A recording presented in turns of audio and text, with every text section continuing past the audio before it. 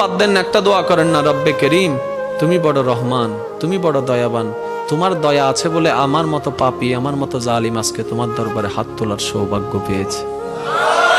আল্লাহর কাছে সবসময় দোয়া করতে হবে পজিটিভ, নেগেটিভ কোনো দোয়া আল্লাহর কাছে করা যাবে। ইসলাম কি শিখাচ্ছে জানেন?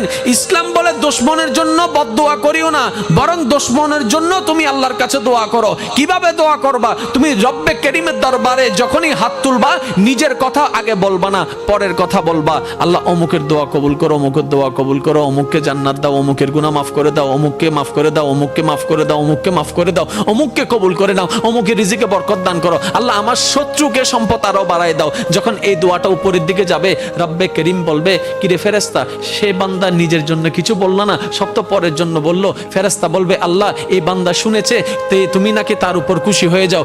যে বান্দা অন্যের জন্য ভালো চাই, তুমি নাকি তার ভালো চাও। যে অন্যের প্রশংসা করে, তুমি নাকি তার সম্মান বাড়ায় দাও। আল্লাহ যে অন্যের জন্য মঙ্গল কামনা করে, তুমি নাকি তার জন্য বরকত বাড়ায় দাও। এই বান্দা সেই সূত্র বুঝতে পেরেছে, তাই নিজের জন্য চাচ্ছে না, সবার জন্য চাচ্ছে। রব্বে করিম বলে, তার দোয়া ফরিয়াদ কবুল করার ব্যবস্থা করো, কারণ যে অন্যের ভালো চায় আমি আল্লাহ তার ভালো করে দিই। বলেন সুবহান।